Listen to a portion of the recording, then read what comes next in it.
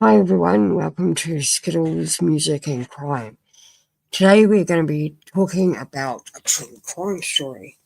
So on March the 1st, 1976, William Bradford Bishop Jr., a star employee of the United States Foreign Service, vicious bludgeoned to unaliving his wife Annette Catherine Weiss.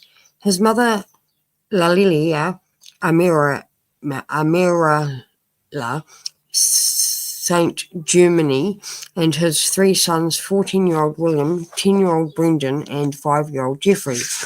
It was an unaliving that no one saw coming, one that had no apparent motive, and a culprit with no history of violence, that seemingly vanished into thin air after unaliving his whole family. What could have compelled this well-respected, well-liked professional to do something to utterly brutal murder?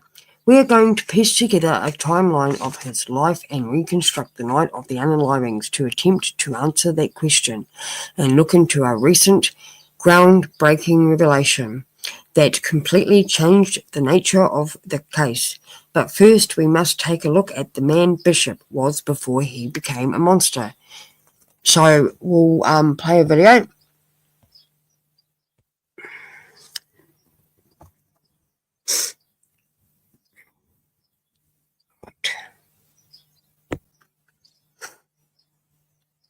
Okay.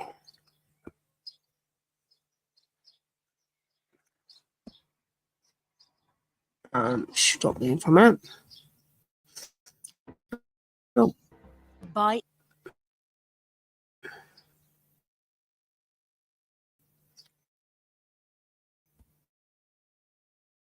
Okay.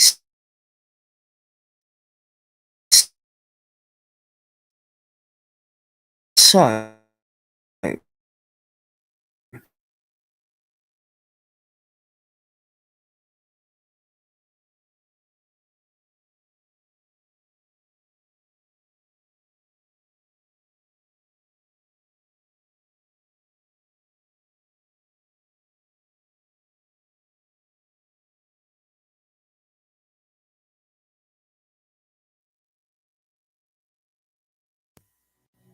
On a cold night on March 1st, 1976, William Bradford, he's still on the run to this day.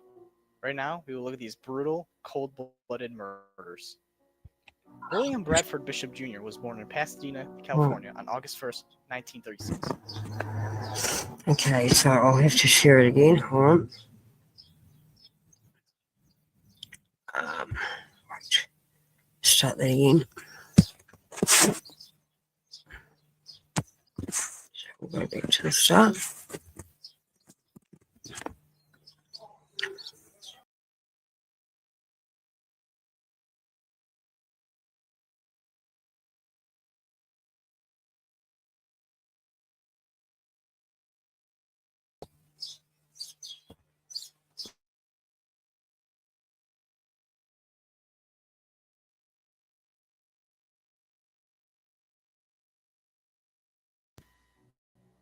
On a cold night on March 1st, 1976, William Bradford Bishop disappeared after mercilessly. William Bradford Bishop Jr. was born in Pasadena, California on August 1st, 1936. His childhood growing up is mostly unknown. He received his master's degree in international studies and African studies from Middlebury College. After he graduated, he married Annette Wells and got a job working in Army counterintelligence. Bishop is quite educated and speaks 5 different languages fluently. His final job was. Okay, so we're going to piece together the timeline, like I said.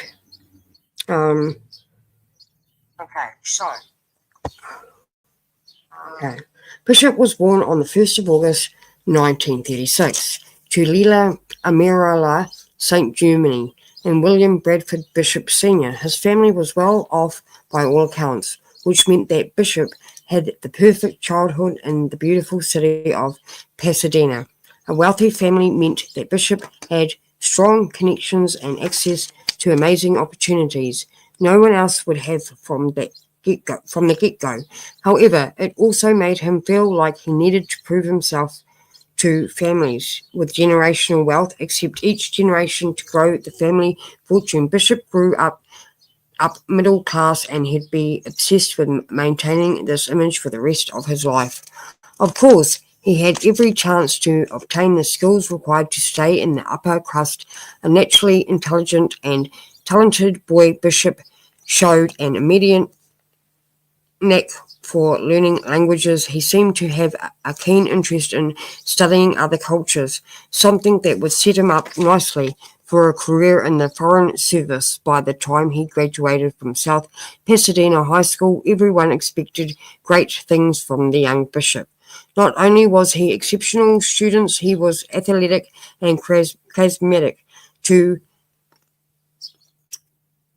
making him seem like a natural-born leader. The fact that cut a strikingly figure at over 6 feet tall also added to his magnetism, but beneath the mask of a seemingly perfect young man simmered an obsessiveness that only the people closest to him ever saw. Bishop was a perfect, consistent to an almost pathological degree. The same drive that helped him climb the ranks in the Foreign Service made him quick to anger, and it very likely sent him into a homicidal rage on the night of the incident. Now, there was no sign of this uncontrollably violent bishop when he graduated from Yale in 1959, or at least no one that knew him in passing would say that. He was the violent sour. Perhaps the only person that had caught glimpses of the real bishop was the woman he married a few months after his college graduation, Annette Catherine Weiss. Not much is known about Annette's early life, but we can confirm that she met Bishop in high school as a freshman. It's possible that she was immediately smitten by the athletic charismatic junior, and the two began dating not long after that. They met. Those that knew Annette have all said that she wasn't quite like her extroverted husband, where he preferred to go out and expand his social network. Annette preferred to stay at home and look after the children. She was a quiet sort of girl. When Bishop met her, and there's a chance that he saw her as someone that wouldn't question his authority. Of course, it turned out that Annette wouldn't simply accept a lot of the troubling behavior she'd noticed over the course of her marriage. But on the day of the wedding in 1959, those tense days were still far ahead in the future. One thing about Annette for sure, she loved children. She was a soft, compassionate, kind-hearted woman with an uncanny ability to understand what a child wants. That probably what made her such a good mother. It's likely that she had an uncanny ability to soothe a rowdy, uncooperative child. One can imagine that she had to use this talent to calm her easily irritated husband down on more than few occasions. Anyone that could have shed some light on the marriage is long unalived. All we have to witness testimony and other evidence to reconstruct the life they led, but there's one irrefutable fact about Bishop that only came out quite recently. He cheated on Annette, possibly with multiple women, and as it turns out, this detail would be crucial in reviving interest in his case. So I am just going to play another video, guys.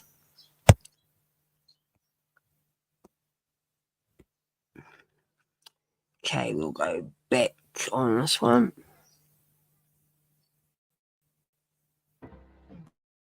By any standard, Bradford Bishop was a man of many accomplishments.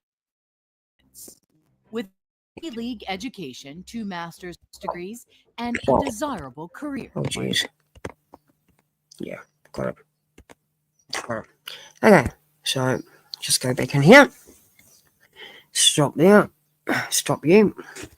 Okay, what one are we going to choose? We are going to go for...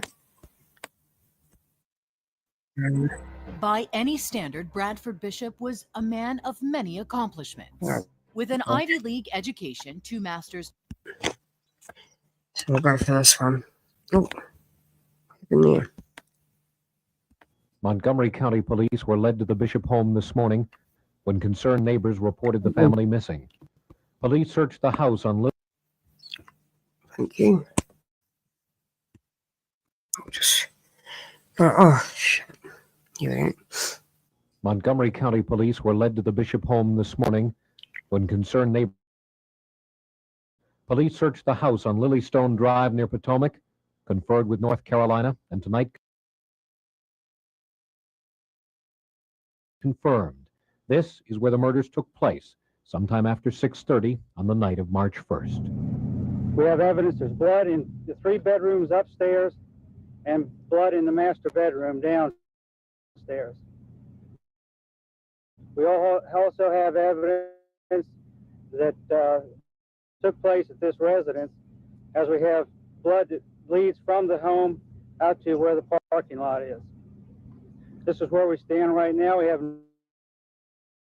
Carolina. They're en route now to coordinate the efforts of our department with the North Carolina law enforcement people. What about Mr. Bishop? Mr. Bishop, at this time, we don't know where Mr. Bishop is. He's missing. So is a 1974 Chevrolet that belongs to the family. Teletype has been sent from Montgomery County, all points.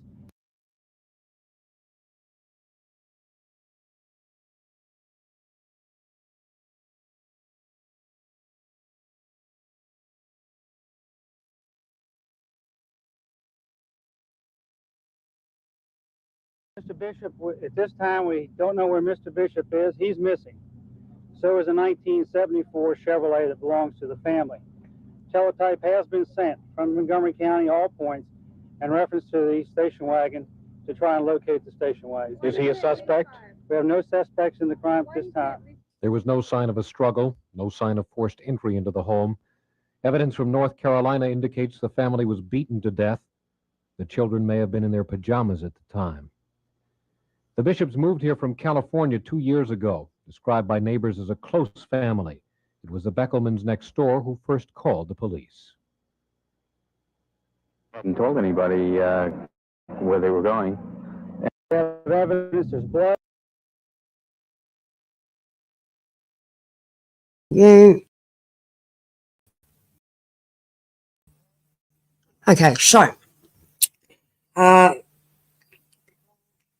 were reportedly quite happy for the new couple as high school sweethearts. They represented what true love could look like, at least if we observe the surface and ignore all the rest. After marrying, Annette Bishop got work. Right. Building the legacy he'd always wanted, he spoke 4 languages apart from English, namely Italian, French, Spanish, and Croatian, and had a genuine passion for immersing himself in other cultures. With his background as a Yale man, these qualities made him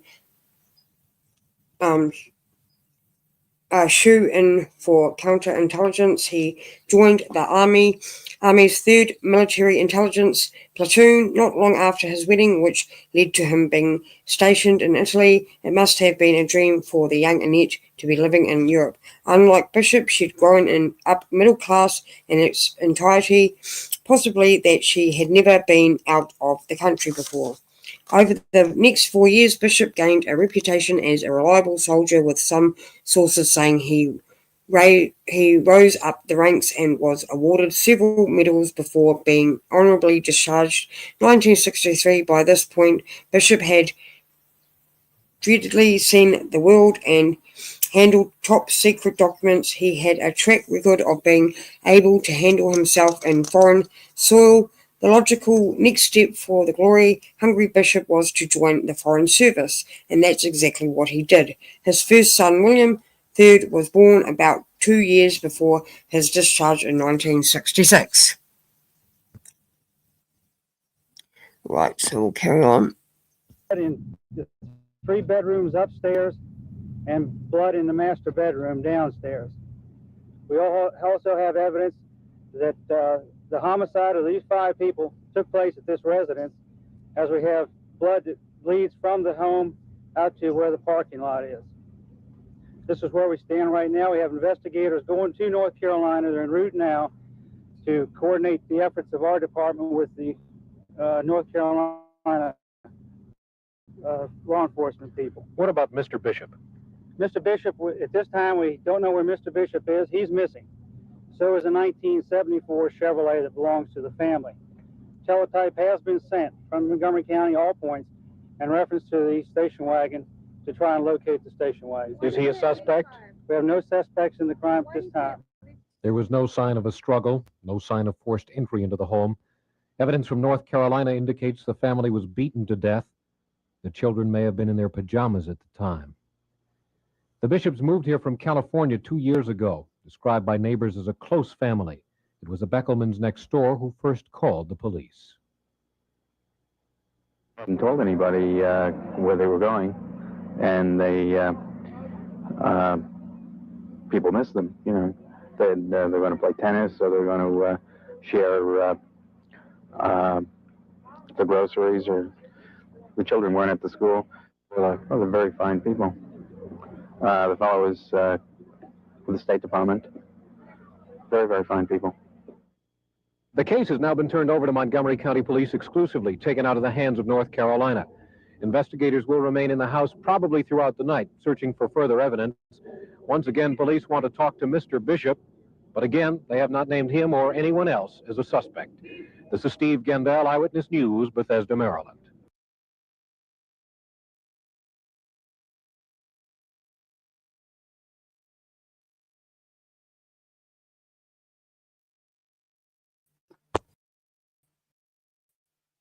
Okay. Oh. Okay. Oh. Hold on. Remove that one. Okay, got it. Right. So Annette gave birth to another child, a boy, Brendan, and the growing family continued to stay in Italy, as Bishop was transferred to Verona, Milan, and eventually Florence about a year after the birth of his third son, Geoffrey. Bishop was told that he and his family would be moving to Africa for his next posting. Now, this might have been because Bishop had acquired a master in African Studies from UCLA before his first Foreign Service posting, but it's possible that Bishop saw this as a step down. He was apparently crucial in improving trade relations during his postings in Ethiopia and Botswana. But could he have felt excited by being forced to move to Africa? The cities he lived in, Addis Ababa and Gaboni, are now cultural hubs with well-developed infrastructure, but things might have been different in the Ethiopia and Botswana were still struggling with rapidly growing population and reconciling their recent independence from colonial powers at the time. Bishop may have loved being in the middle of the action during a tumultuous period in Africa's history. His obsession with appearances may have shaped his reaction to this development, but whether he saw it that way or not, Bishop's career was moving along nicely. In 1974, he was promoted to assistant chef in the Division of Special Activities and Commercial Treaties and asked to come work at the State Department's DC headquarters, by the way. All right, so we'll play the rest of this.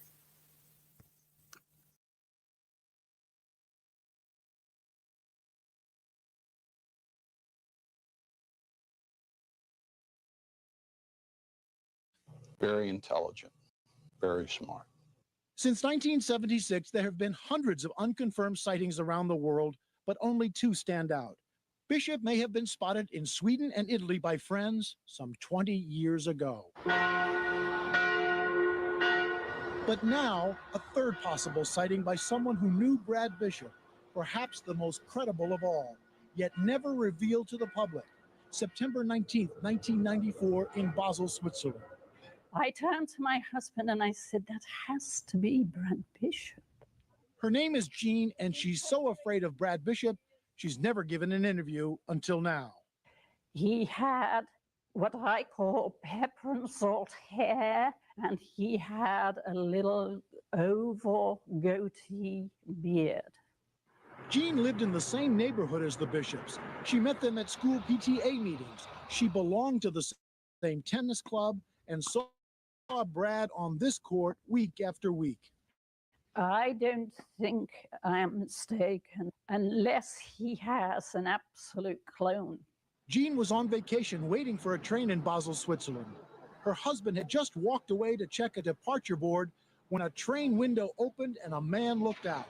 My instant reaction was, I know your face, and I half smiled. Jean says the man in the window seemed to recognize her husband and stared for a long time. Then suddenly this sickening shock went through me. And I thought, of course, I know that face. It's Bradford Bishop's face. But she says the man hid behind a newspaper. So Jean and her husband immediately boarded their train on a parallel track for a better view. And I can see his face. And by now it's looking more strained than it was before. As his window passed my window, he threw his hands in the air and went, like that. To me, he was laughing, a laugh of relief that he was getting away. Convinced of her discovery, Jean called the FBI with a description of how she thinks Brad Bishop has aged, and she gave details about the train and its route. After reporting to the FBI, Jean expected the authorities to take quick action, to do a composite sketch of the man she thought was Brad Bishop, to take that picture here, to show it to railway employees, to passengers, to ride the trains. But after 3 years, Jean wonders what, if anything, was ever done. What did you ever hear back from the FBI? I didn't. Ever? Ever. The FBI never called you again? No. Bill Hargraves is the FBI agent who took Jean's report. He says he did request help from the Swiss police through diplomatic channels. I would have no idea as to what investigation actually took place by Swiss authorities. Agent Hargraves acknowledges Jean's sighting at this train station is the strongest lead in nearly 20 years. But the FBI says it never heard back from the Swiss and did not follow up. I don't know what they did. Nothing, apparently, because the police chief in this city of Basel told us he never got the agent's request, never heard of Brad Bishop until we showed up. Do you think? In my opinion, no. We're looking for a murderer. And sometimes we don't get the cooperation we feel we should be getting. The FBI insists it's investigating.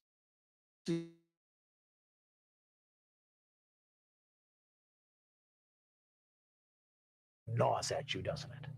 Of course it does. Someone assisted him to escape justice in this case. And Sheriff Kite, who has been frustrated by this case for years, suspects the CIA knows something. In fact, the sheriff found a State Department document that says the CIA conducted a damage assessment. Okay, so Bishop was not the type of person who liked to sit behind a desk from the very beginning. It was clear that he wanted to be off aboard, immersed in a new culture where he could flex his knowledge of languages, whether or not the move to Africa disturbed him. Having to come back to Washington may have been worse. This is all speculation, of course, but one can imagine that a person like Bishop would become a ticking time bomb.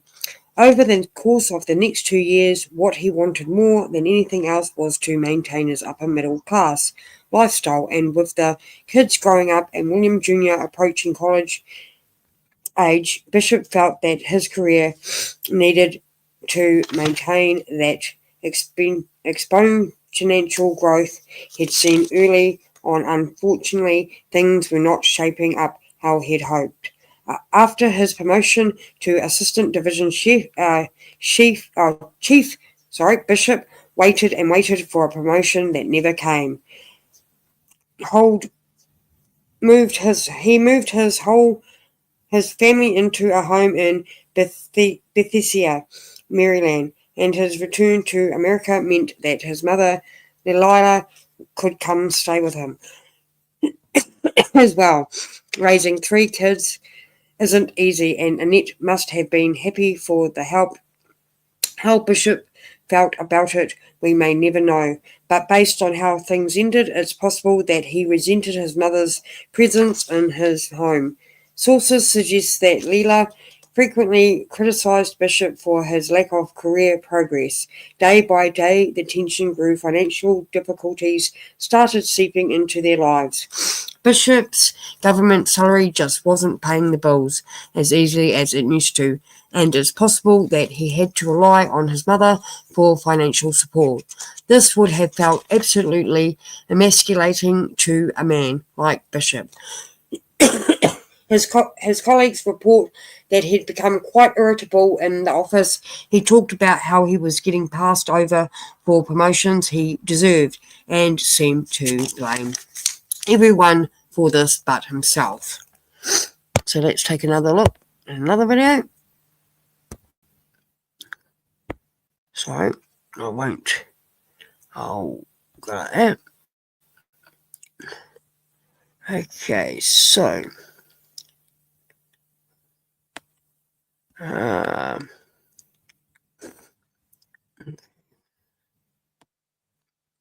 did that one.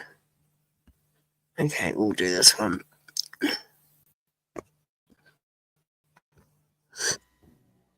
On a cold night on 6, William Bradford Bishop disappeared after mercilessly slaughtering all 5 of his family members. He's still on the run to this day. Right now, we will look at these brutal, cold-blooded murders. William Bradford Bishop Jr. was born in Pasadena, California on August 1st, 1936. His childhood growing up is mostly unknown. He received his master's degree in international studies and African studies from Middlebury College. After he graduated, he married Annette Wells and got a job working in Army counterintelligence. Bishop is quite educated and speaks 5 different languages fluently. His final job was for the U.S. State Department, where he traveled all over the world for the U.S. Foreign Service. He was living in Bethesda, Maryland, with his mother, wife, and his 3 children. During this time, he was a psychiatric patient and suffering from depression and insomnia. Bishop did not obtain the promotion he was anticipating. He told his secretary he didn't feel well and left early from work that day. According to the police, he then drove to the bank and withdrew several $100s from his account. Afterward, Bishop drove to the mall and purchased a ball-peen hammer, gas can, shovel, and pitchfork. As you might have guessed it, Bishop was not in the market for any lawn care or home improvement.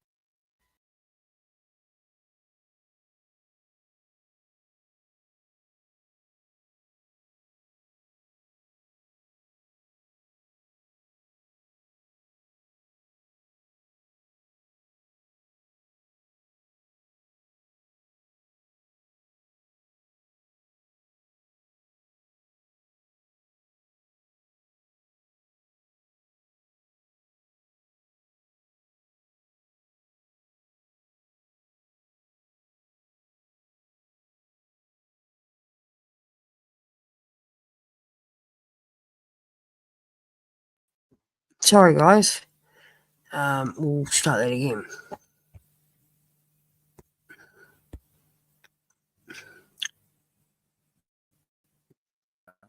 Where he dumped the bodies in shallow holes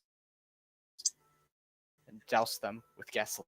And he set them on fire.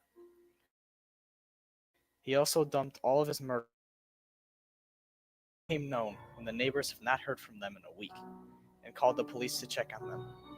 When the detective entered the home, there was blood all over the walls, the ceiling, and the floor. The detective stated that in his 12 years as a police officer, it was the worst crime scene he'd ever observed. The officer also said that it was one of the most disturbing pieces of evidence were marks on the ceiling of the bedroom where the 2 boys were sleeping in bunk beds of the hammer swinging and hitting the ceiling. Bishop's car station went time before the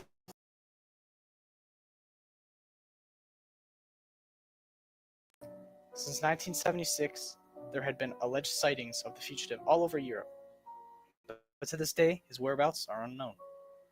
This is an age-progressive sculpture that shows what Bishop would have looked like now at age 79. He's been on the run for almost 40 years, and he is currently on FBI's top 10 most wanted list. His neighbors have stated that the family was a typical family, and they all looked very happy and normal together. That is pretty much all we know of him. That's it. His life is mostly unknown, and his disappearance still remains a great mystery.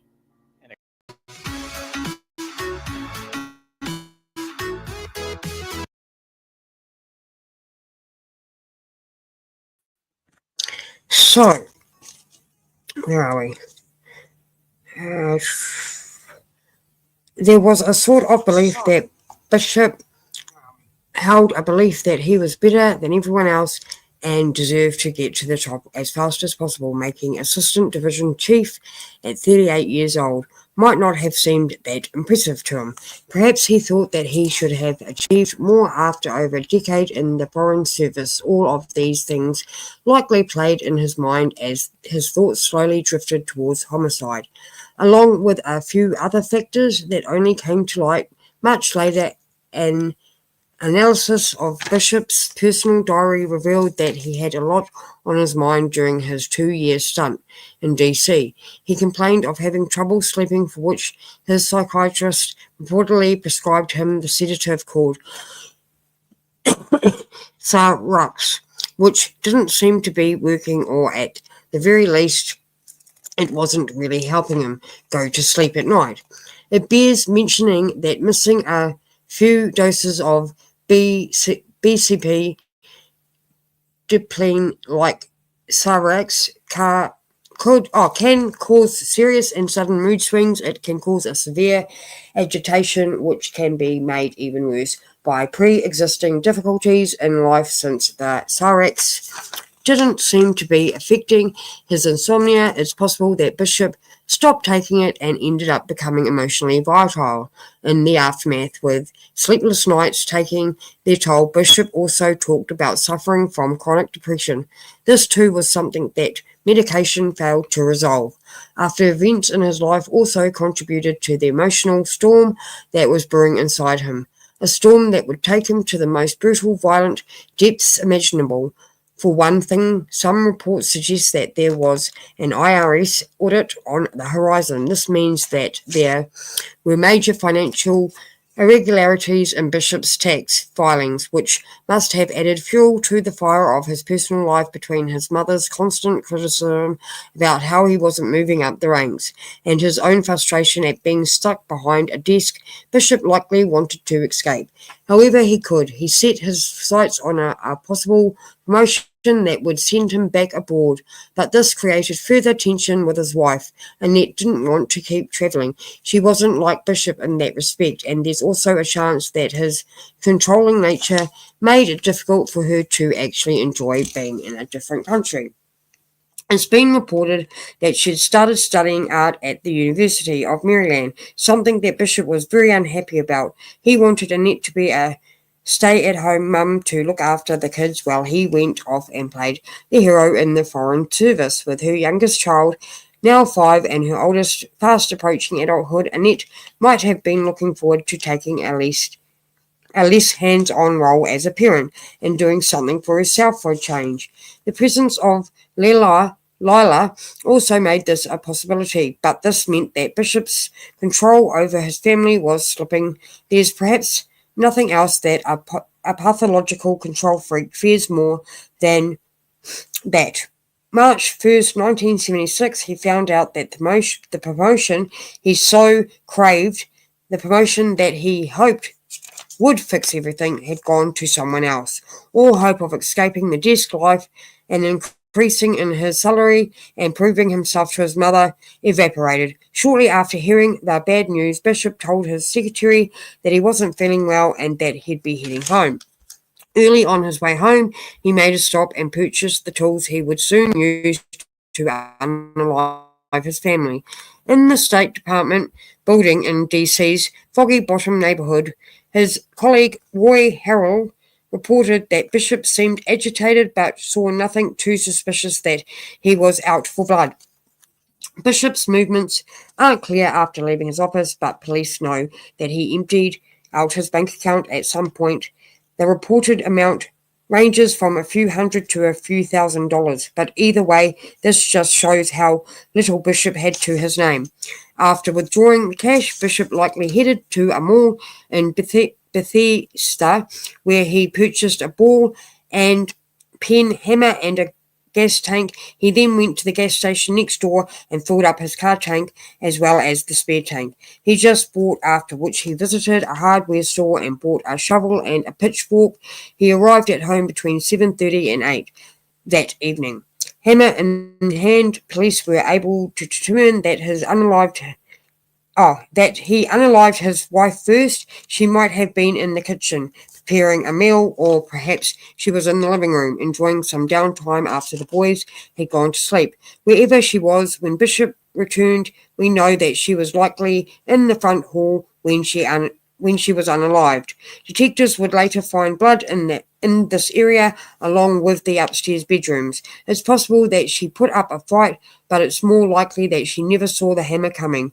Bishop coldly bashed his wife's brains out and then waited for his next victim to come home.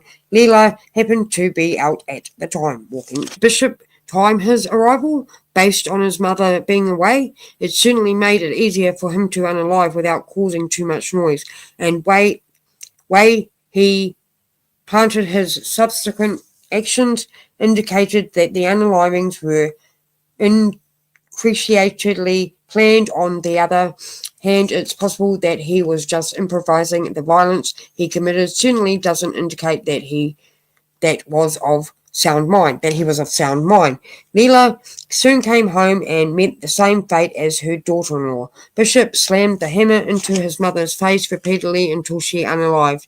The boys were asleep this whole time, indicating that Bishop may have unalived Leela after taking the dog elsewhere.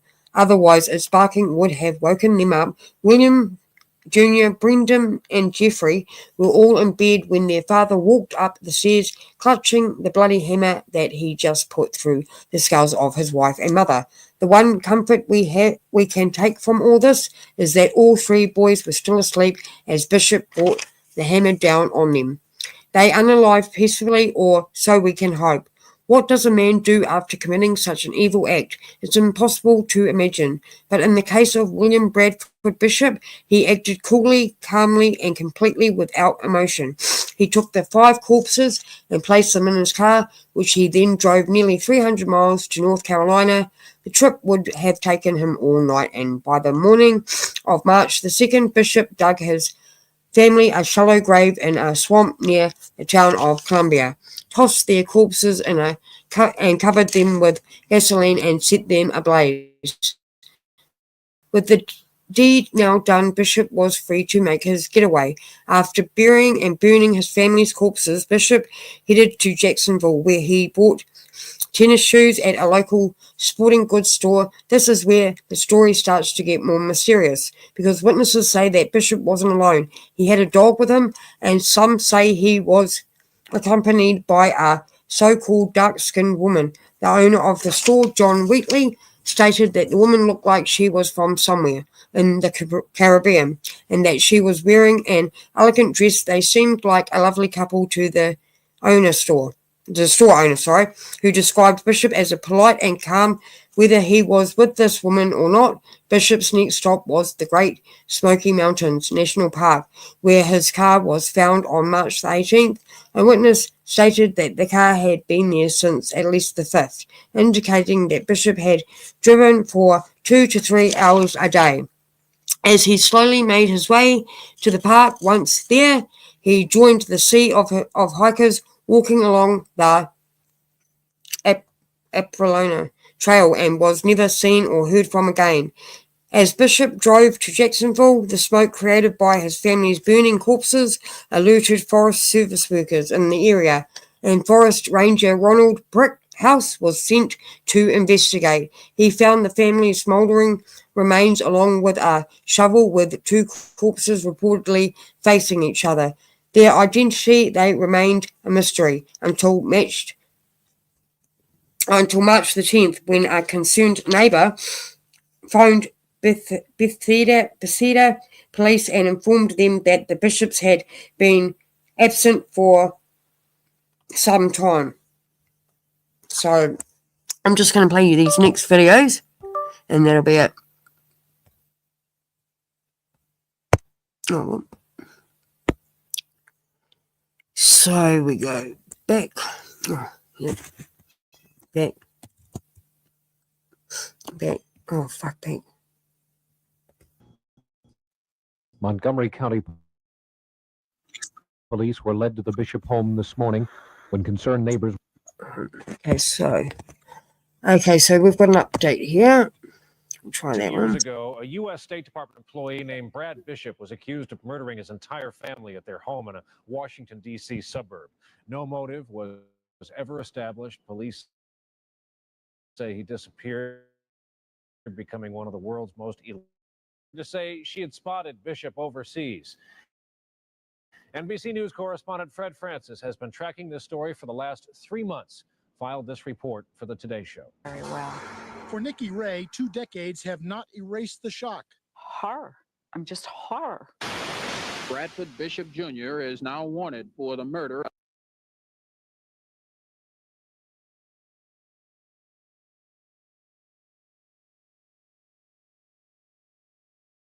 his mother, wife, and 3 sons. On March 1st, 1976, at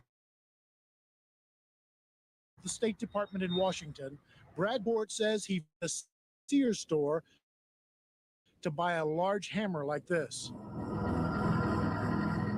That night, at his secluded home in Bethesda, Maryland, detectives say Brad Bishop went on a brutal, premeditated rampage. He just went from room to room. There was blood everywhere. Blood on the beds. Blood on the floor. Blood on the walls.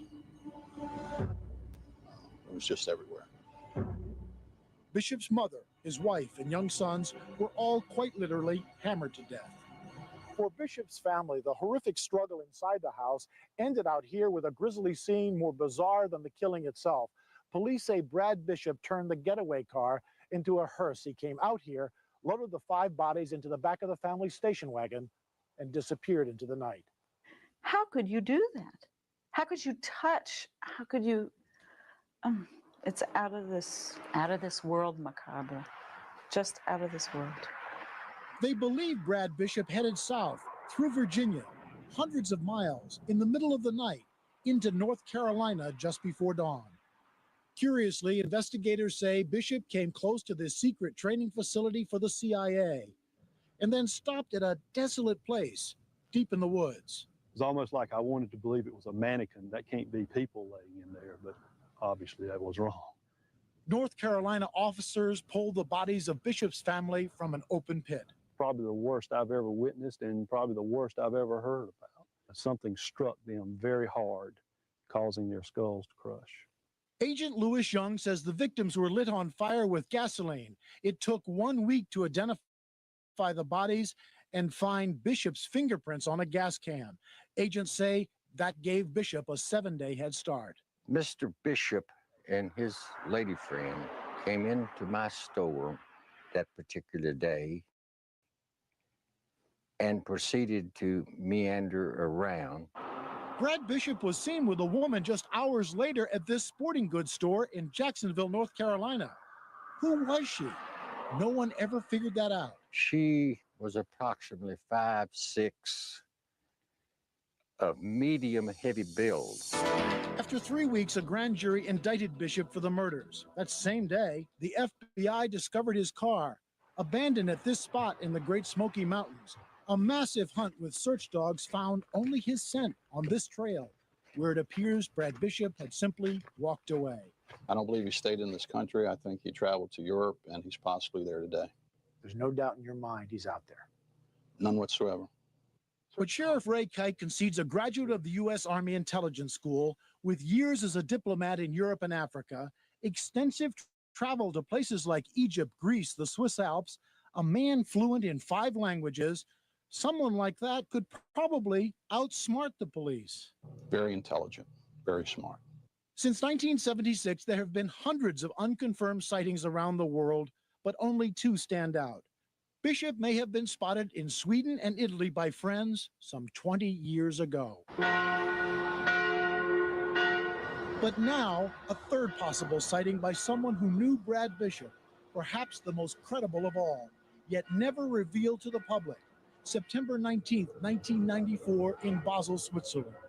I turned to my husband and I said, that has to be Brad Bishop. Her name is Jean, and she's so afraid of Brad Bishop, she's never given an interview until now. He had what I call pepper and salt hair, and he had a little oval goatee beard. Jean lived in the same neighborhood as the Bishops. She met them at school PTA meetings. She belonged to the same tennis club and saw Brad on this court week after week. I don't think I am mistaken unless he has an absolute clone. Jean was on vacation waiting for a train in Basel, Switzerland. Her husband had just walked away to check a departure board when a train window opened and a man looked out. My instant reaction was, I know your face, and I half smiled. Jean says the man in the window seemed to recognize her husband and stared for a long time. Then suddenly this sickening shock went through me. And I thought, of course, I know that face. It's Bradford Bishop's face. But she says the man hid behind a newspaper. So Jean and her husband immediately boarded their train on a parallel track for a better view. And I can see his face. And by now it's looking more strained than it was before. As his window passed my window, he threw his hands in the air and went, ha.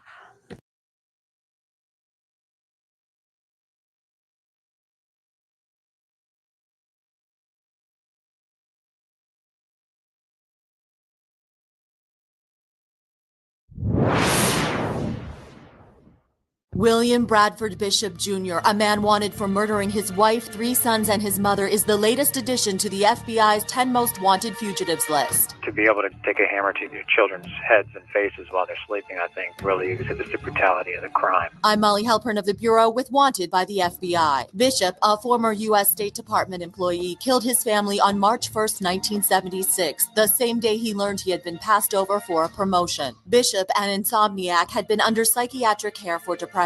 Case agent Charles Adams says Bishop then drove to North Carolina, where he dug a hole, a shallow grave, and laid the bodies in that shallow grave and then proceeded to set them on fire. The next day, Bishop was seen buying tennis shoes with a woman his age and what may have been the family dog. His car was found at the Great Smoky Mountains National Park, and inside were maps and hiking information. He was an avid outdoorsman. Not only that, he had an aptitude for learning languages, Spanish, Serbo-Croatian, French, Italian. Bishop is also a pilot. A $100,000 reward is being offered for information leading to Bishop's arrest. Report tips to 1-800-CALL-FBI or visit FBI.gov. Approximately 2.5 hours south of the grave site. Bishop was observed in the by blood and other material. And then he uses his credit card to identify himself at a store that he has to know that we're going to find. They found the station wagon at the Great Smoky National Park in a parking lot. He didn't clean out the car either. All the evidence was left in the car. They found dog biscuits. They found a bottle of Serax, an antidepressant drug. The spare tire well was filled with blood, caked blood. He had a shotgun in the car, shotgun shells, but he left them behind. We believe he was carrying a revolver with him when he walked away from the park. It was good police work. They were right behind him. they were breathing down his neck. That's what everybody thought. For days, we conducted very extensive search. We checked every hotel, unidentified bodies that were found all the way up through the Appalachians. But in retrospect, everybody underestimated the intelligence and cunning of Brad Bishop. He just disappeared, vanished. Nobody knows where he went. Nobody knows.